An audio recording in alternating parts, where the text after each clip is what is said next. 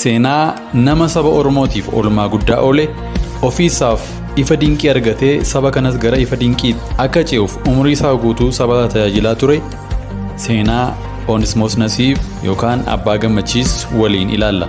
Isa dura garuu YouTube channel kanaaf haaraa warri taatan subscribe gochuu hin dagatinaa. Onesmoos Nasiib maqaa abbaa fi haati isaa kennaniif hiikaa jedhuun beekama.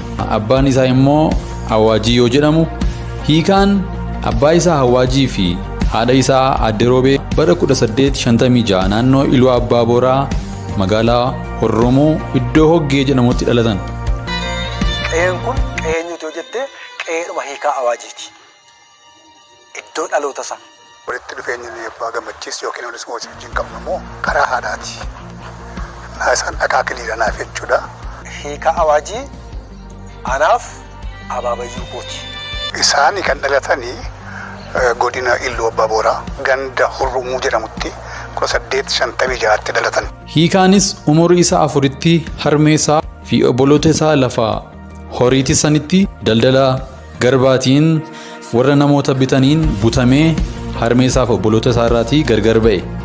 Hiikaan osooma gurguramuu al torbaffaa irratti gara masawaa Eertiraatti gurgurame. 8ffaa irrattis nama qoonsilaa Faransaay Eertiraatti argamu keessa kan hojjetuun bitame. Namichi kunis Werner Muzangar nama jedhamu ture. Gurguramanii faranjii tokkotti eega kennamanii faranjiin sun Werner Muzangir jedhama qoonsilaa Faransaay keessa. Werner Muzangar akka bilisa isa baasuu fi carraa barnootaa isaaf kennuuf dubbate. Hiikaanis achumaan carraa barnootaa argate Swedish Evangelical Mission jedhamutti barate.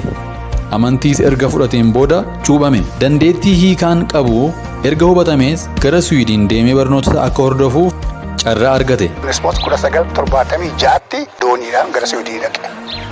Achi dhaqee waggaa 581tti achi ture. Bara 1872 hiikaan ergii cuubame kaasee Onesmoos Nasiib jedhamee waamame.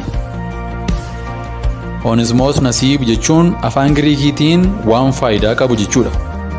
Hiikaan yookaan Onesmoos Nasiib deebi'ee maatii isaa fi saba isaa arguuf hawwii guddaa qaba ture. Kanas Waaqayyoon kadhachaa ture. Yaa Waaqayyo yoom maatii koo waliin na argisiistaa kan jedhu ture kadhati isaa. Onesmoos bara 1876 gara Swiidin deemuun mana barnootaa seeminariitti waggaa 5 barate.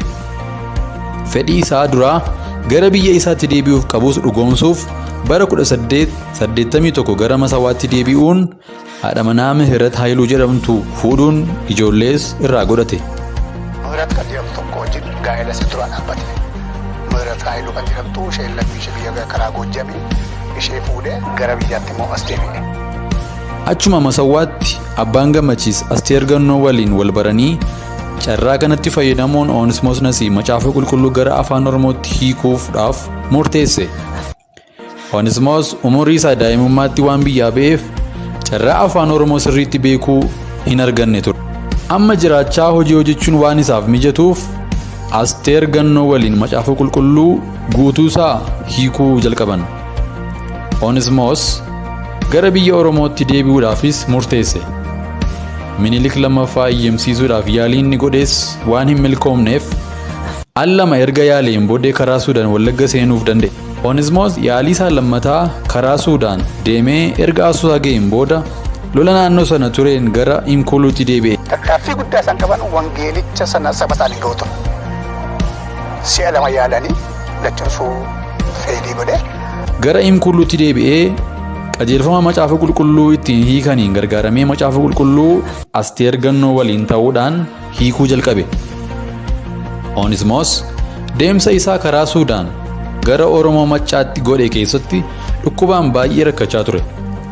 Macaafa qulqulluu bara 1886 hiikuu jalqabanii bara 1893tti macaafa qulqulluu kan kakuu haaraa hiikanii xumuran. Hiikaa macaafa kanaa keessatti Asteer Gannoo ga'ee guddaa taphatte.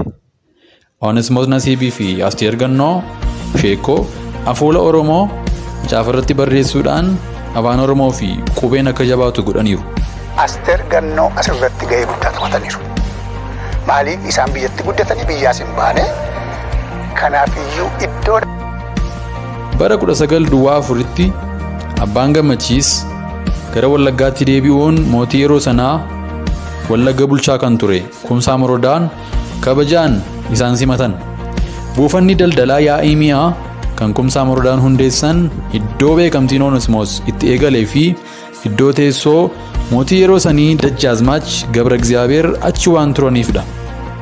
Sababni isaas Onesmoosii fi gareen isaa saba sana barsiisaa waan turaniif Kumsaa Moroodaan yookaan Dajjaazmaach Gabra Egzaabeer kabajaan waan isaan simataniif saba kanas akka isaan barsiisaniif jajjabeessaa turan. Najjoo irraa kaasee hanga magaalaa Naqamteetti saba sana dadammaqsaa afaan Oromoon wangeela barsiisaa turan. Kanuma keessatti sababii inni wangeela afaan Oromootiin barsiisaa tureef qeesonni Ortodoksii Abbaa Gammachiis irratti himata bananii. Himati kunis Onesmoos Maariyaamii arrabseera kan jedhu ture. Himata kanaanis olii gadi deemuu akka hin dandeenye fi magaalaa Naqamtee keessa qofa akka taa'u danda'u itti himame. Bara Iyyaasuun bulchaa ture wangeela akka lallabuuf eeyyamamee fi Onesmoos amma gaafa du'utti lallabaa macaafa qulqulluus namootaaf hiraa jiraachaa ture. Onesmoos Nasiib umurii isaa waggaa 75tti guyyaa dilbataa waxabajii 21 bara 1931tti gara abbaa isaa isa tajaajilaa turetti du'aan sokke. Iddoon awwaalchaa isaatiis achuma magaalaa Naqamtee waldaa Makaana Yesuus Naqamteetti raawwate.